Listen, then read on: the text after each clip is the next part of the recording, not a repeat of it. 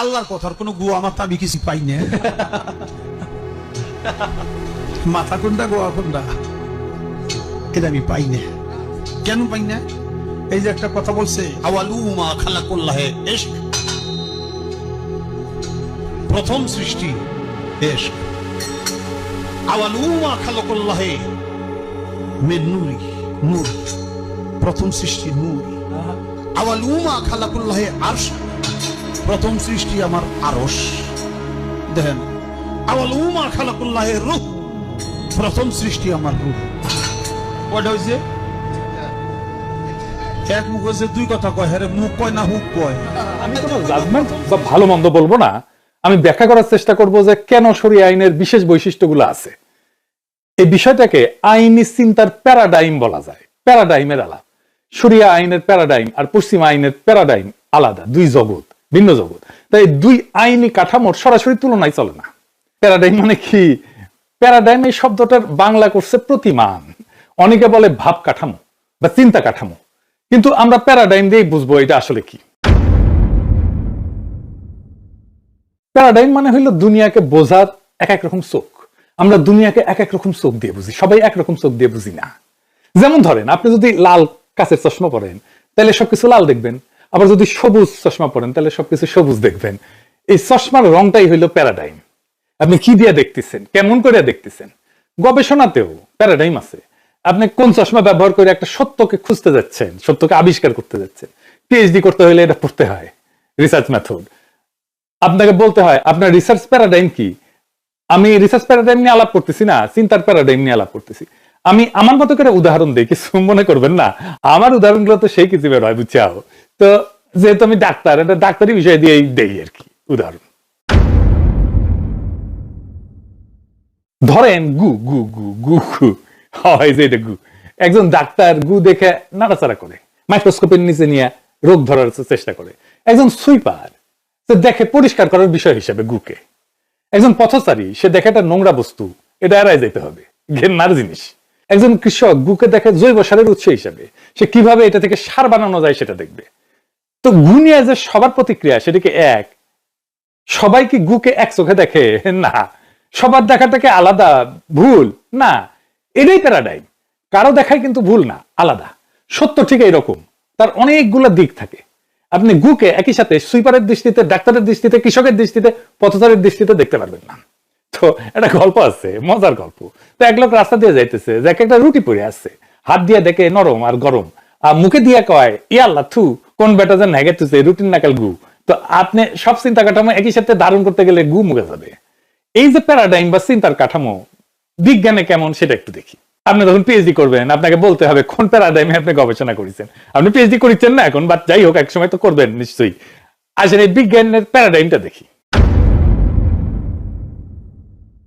ওই গল্পটা জানেন তো, শহরে যখন আসিছি তার চাচার নামে একটা কেস দিয়ে যাই। তো প্যারাডাইমের আলাপ যখন আসলো, তো আসেন বিজ্ঞানের প্যারাডাইমের আলাপটা করে রাখি, সেটাও শিখেনি। তো আমি ডাক্তারি থেকে উদাহরণ দিই, বুঝাইতে সুবিধা হয় আমার ডাক্তারি থেকে উদাহরণ দিলে। ধরেন স্বাস্থ্য কাকে বলে? স্বাস্থ্য, সুস্বাস্থ্য কারে কয়? মানে কখন বলা যাবে একজন মানুষ সুস্থ? রোগ নাই তাইলে কি সুস্থ মানুষ? না। বিশ্ব স্বাস্থ্য সংস্থা স্বাস্থ্যের সংজ্ঞা দিছে, শুধু রোগ না থাকাই না, বরং শারীরিক, মানসিক এবং সামাজিক ভাবে ভালো অবস্থায় থাকা, এটাই স্বাস্থ্য। তাইলে এখন যদি আমি দেখতে চাই যে আপনার স্বাস্থ্য কেমন, সেটা কত ভাবে এক এক প্যারাডাইমের মানুষ কিভাবে দেখবে সেটা দেখি। কোনটা কিন্তু ভুল না, সবই ঠিক। আসেন দেখি প্যারাডাইম দিয়ে কিভাবে স্বাস্থ্য দেখা যায় বিভিন্ন ভাবে। এটাই হইতেছে রিসার্চের প্যারাডাইম। বিভিন্ন দিক থেকে আমরা স্বাস্থ্যকে দেখব, একজনের স্বাস্থ্যকেই দেখব। প্রথম হইতেছে পজিটিভিস্ট প্যারাডাইম। তো এই পজিটিভিস্ট প্যারাডাইমে যারা বিশ্বাস করে তারা মনে করে সত্য মাপা যায়, সংখ্যায় ধরা যায়, গোনা যায়। মানে স্বাস্থ্য মানে শরীরের জৈবিক দিক, রক্তচাপ কেমন আছে এটা মাপা যায়, ব্লাডের সুগার কেমন আছে এটা মাপা যায়, লিভারের এনজাইম কেমন আছে এটা মাপা যায়।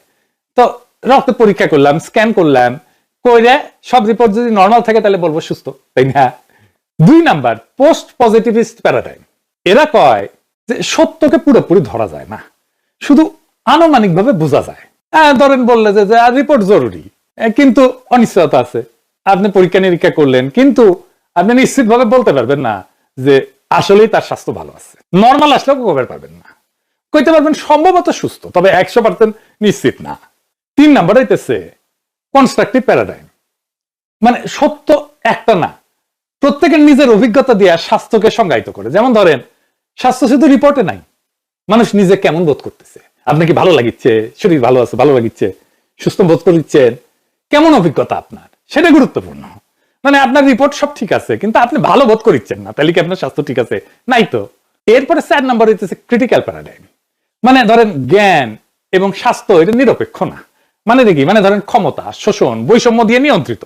স্বাস্থ্য মানে শুধু শরীর না, সমাজের ক্ষমতা, দারিদ্র, বৈষম্য সবকিছু স্বাস্থ্যকে প্রভাবিত করে। যেমন ধরেন, আপনার টাকা নাই, আপনার যে পরীক্ষা করা দরকার ছিল সে পরীক্ষাটা করা গেল না।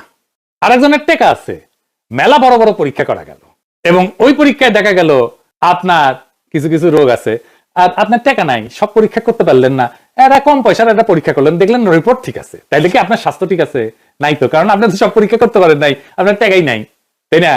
প্র্যাগম্যাটিক প্যারাডাইম, মানে যা কাজে লাগে সেটাই সত্য, মানে তত্ত্ব না। আসল ব্যাপার হলো মানুষ আসলেই ভালো আছে কিনা, কাজে ফিরতে পারছে কিনা, এটাই তার স্বাস্থ্যের মাপকাঠি। মানুষ যদি কাজ করতে পারে, আনন্দে থাকতে পারে, তবে সে সুস্থ। আরো প্যারাডাইম আছে, আমি আর সবগুলোতে গেলাম না। যেমন ধরেন পোস্ট মডার্ন প্যারাডাইম, মানে ধরেন কোনো একক সত্য নাই, স্বাস্থ্য বহু রকমের সংজ্ঞায়িত করা যায়। স্বাস্থ্য একভাবে সংজ্ঞায়িত করা যাবে না। কারো কাছে স্বাস্থ্য মানে শরীর ঠিক থাকা, কারো কাছে মানসিক শান্তিই স্বাস্থ্য, আবার কারো কাছে সামাজিক নিরাপত্তাই স্বাস্থ্য। এবার আসেন সবগুলো একসাথে দেখি, তাহলে আবার মনে হবে, কারণ আলাদা আলাদা করে বলছি তো আবার একটু মনে হবে। এটা সেটা পাশে লিখে দেন। ধরুন পজিটিভিস্ট, রিপোর্ট যদি নর্মাল হয় তাহলে আপনি সুস্থ। পোস্ট পজিটিভিস্ট, রিপোর্ট বলতেছে সুস্থ, তবে অনিশ্চয়তা আছে, বলতে পারবো না ভাই যে আপনি আসলে সুস্থ কিনা।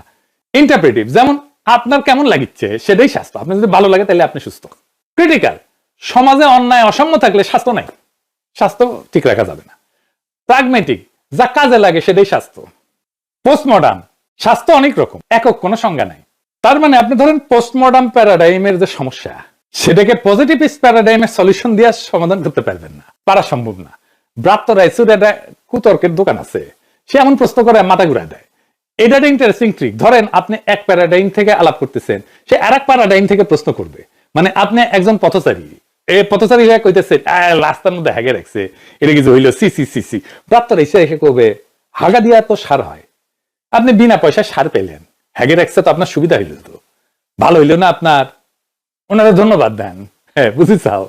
তাইলে প্যারাডাইমের আলাপ বুঝলেন। এইবার আসেন আমাদের মূল আলাপে আসি, শরিয়া আইন আর পশ্চিমা আইনের প্যারাডাইমের আলাপ। শরিয়া আইনের প্যারাডাইমের মূল ভাবনা হইল আইন আসে আল্লাহর কাছ থেকে, তাই মানুষের বানানো নিয়ম না, বরং ধর্মীয় শাস্ত্র থেকে নিয়ম নির্ধারিত হবে। এইখানে ন্যায়, অন্যায়, শাস্তি, পুরস্কার সবই ধর্মীয় ভিত্তির সাথে জড়িত। আর পশ্চিমা আইনের প্যারাডাইম আরেকদিকে লেখেন, শরিয়া আইনটা একদিকে লেখেন, পশ্চিমা আইনটা আরেকদিকে লেখেন।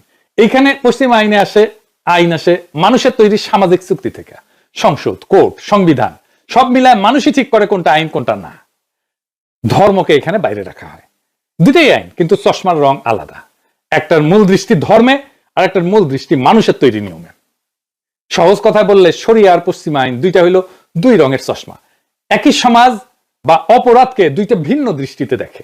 এই ভিন্ন দৃষ্টি বা চিন্তার ধারণাই হলো প্যারাডাইম। তখন শরিয়া আইনের শাস্তি নিয়ে নানা ধরনের সমালোচনা আছে, আলোচনা আছে। পশ্চিমারা মানে ধরেন বেত্রাঘাত, হাত কেটে নেওয়া, পাথর ছুঁড়ে মারা। আমি শাস্তির ধরন নিয়ে কথা বলবো না, বা ভ্যালু জাজমেন্ট করবো না, কোনটা ভালো কোনটা মন্দ এটা বলবো না, কিন্তু শাস্তি যে দর্শন, এটা ভিন্নতা আছে পশ্চিমা শাস্তি এবং শরিয়া শাস্তির। কি সেই তফাৎটা, আসেন এটা বুঝে দেখি। পশ্চিমা আইনে অপরাধীকে সমাজ থেকে বিচ্ছিন্ন করে কারাগারে রাখা হয়, শরিয়া আইনে কারাগারের ভূমিকা গৌণ। শুরুতে তো কারাগারের ধারণাই ছিল না, মূলত ধরেন নবী করিম সাল্লাল্লাহু আলাইহি ওয়াসাল্লামের সময় কারাগারই ছিল না, পরে হয়েছে কারাগার। তো শরিয়া আইনে অপরাধী সমাজে ফিরে যায়, তাকে একটা শাস্তি দিয়ে সমাজে ছেড়ে দেওয়া হয়। শরিয়া আইনের শাস্তির দর্শন হচ্ছে শাস্তি প্রতীকী এবং প্রকাশ্য। এটাকে বলা হয় ডেটারেন্স, মানে বাধা দিবে, অপরাধ ঘটাইতে বাধা দিবে। উদ্দেশ্য হলো সমাজকে সতর্ক করা, যাতে অন্যরা অপরাধ থেকে দূরে থাকে।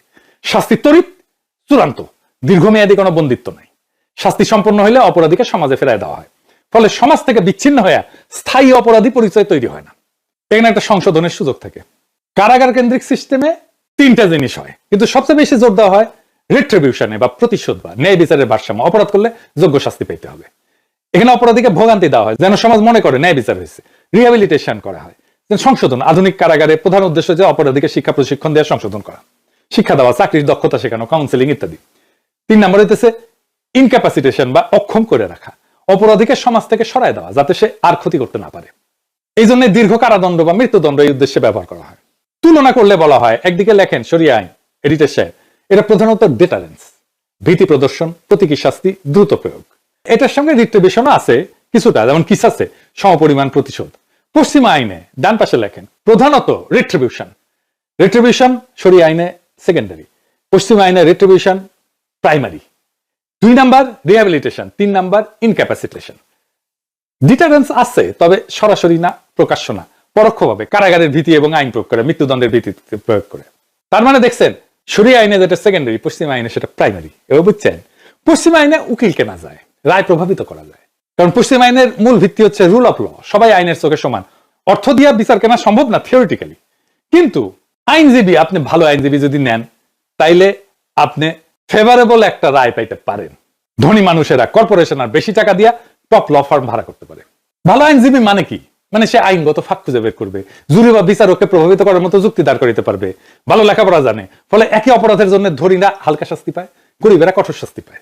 এইটাকে আধুনিক আইনের দর্শনের ভাষায় বলা হয় জাস্টিস গ্যাপ বা 2 টিয়ার জাস্টিস সিস্টেম। তাই সরাসরি রায় কেনা যায় কিনা এটা আমি বলতে চাই না, কিন্তু রায়ের ফলাফলে প্রভাব ফেলার মতো শক্তিশালী সুবিধা কেনা যায়। শরিয়া আইনের তুলনায় শরিয়া অপরাধ প্রমাণের নিয়ম এত কড়া, যেমন 4 জন সাক্ষী লাগে, নির্দিষ্ট শর্ত লাগে, এবং উকিল দিয়ে খেল খতম করার সুযোগ সীমিত। আদি শরিয়া আইনে উকিলের কোনো রোলই ছিল না। আবার বিচারকের বা কাজীর বিচারের বিবেচনার অংশ শরিয়া আইনে কম, কারণ শাস্তি আল্লাহ নির্ধারিত, ফলে উকিলের ভূমিকা সীমিত, রায়কে কেনা বাঁকানো কঠিন। পশ্চিমা আইনে ধনীরা অর্থ দিয়ে, আইনজীবীর শক্তি দিয়ে রায় প্রভাবিত করতে পারে, মানে থিওরিটিক্যালি সমতা থাকলেও বাস্তবে বৈষম্য হয়। শরিয়া আইনে ঐশ্বরিক বিধান, কড়া প্রমাণ কাঠামোর কারণে এই সুযোগটা সীমিত। আরেকটা গুরুত্বপূর্ণ তফাৎ আছে শরিয়া আইনে, কি সেটা? শরিয়া আইনে অপরাধের যেটা ধারণা, অপরাধকে শরিয়াতে 2 ভাগে ভাগ করা হয়। একটা হচ্ছে হক্কুল্লাহ, আল্লাহর অধিকার, আর একটা হচ্ছে হক্কুল ইবাদ বা বান্দার অধিকার। হক্কুল ইবাদ যেমন এটা খুন, শারীরিক আঘাত, মানহানি। এখানে ভিকটিম, তার পরিবার গুরুত্বপূর্ণ ভূমিকা রাখে ন্যায় বিচারের ক্ষেত্রে। তারা চাইলে কিসাস বা প্রতিশোধমূলক শাস্তি দাবি করতে পারে, বা দিয়া বা ক্ষতিপূরণ নিয়ে মাফ করে দিতে পারে। হক্কুল্লাহ যেমন জিনা, চুরি, মদ পান, এইগুলা আল্লাহর অধিকার হিসাবে ধরা হয়। তাই এইখানে ভিকটিম ক্ষমা করলেও রাষ্ট্র, কাজী শাস্তি কার্যকর করতে পারে। পশ্চিমা আইন ব্যবস্থায় অপরাধকে মূলত অফেন্স এগেইনস্ট দ্য স্টেট হিসেবে দেখা হয়, রাষ্ট্রের বিরুদ্ধে অপরাধ। অর্থাৎ কেউ যদি খুন করে, সেটা শুধু পরিবারের ক্ষতি না, বরং সমাজ এবং রাষ্ট্রের শৃঙ্খলা ভাঙা। এই জন্য রাষ্ট্র প্রসিকিউশন চালায়। পরিবার যদি মাপও করিয়া দেয়, তাও রাষ্ট্র এটা চালাবে। আবার ধরেন আমার ভাইকে কেউ মারলে, আমার কোনো অনুমতি ছাড়াই চুপ্পু মাফ করে দিতে পারে, এটা কোনো ইনসাফ? তো আমাদের পশ্চিমা আইনের ফাঁকগুলো দেখলেন তো, এই ফাঁকগুলো অবশ্যই শরিয়া আইনের দার্শনিক ধারণা পূরণ করতে পারে। বর্তমান আইনি ব্যবস্থাকে আরো বেশি ইনসাফপূর্ণ করার ক্ষেত্রে পশ্চিমা আইনই শেষ কথা না। শরিয়া আইন আর পশ্চিমা আইন 2টা ভিন্ন প্যারাডাইম। একটা দাঁড়ায় আছে আল্লাহর হকে, আর একটা দাঁড়ায় আছে রাষ্ট্রের চুক্তিতে। এখন আসল প্রশ্ন হইল, ন্যায় বা ইনসাফটা কি? এটা কি শুধু রাষ্ট্রের শাস্তি, না ভিকটিমের সন্তুষ্টিও, সমাজের ভারসাম্য এবং আল্লাহর ন্যায় ইনসাফ? আমরা যদি এক চোখে না দেখে 2 চোখে দেখতে শিখি, তাহলে হয়তো আমাদের আইন ব্যবস্থা আরো ইনসাফপূর্ণ হইতে পারে। তাইলে আজকের আলাপে বুঝলেন, শরিয়া আইন নিয়ে যে হাউকাউ করে পশ্চিমে, এটা হুদাই আমরাই ব্যাখ্যা করতে পারি না ঠিক মতো। আজকে ব্যাখ্যা পাইলেন, আরো আলাপ করা যায়, সে আলাপ আর একদিন হবে। আজকের মতো এইখানেই। ইনকিলাব জিন্দাবাদ।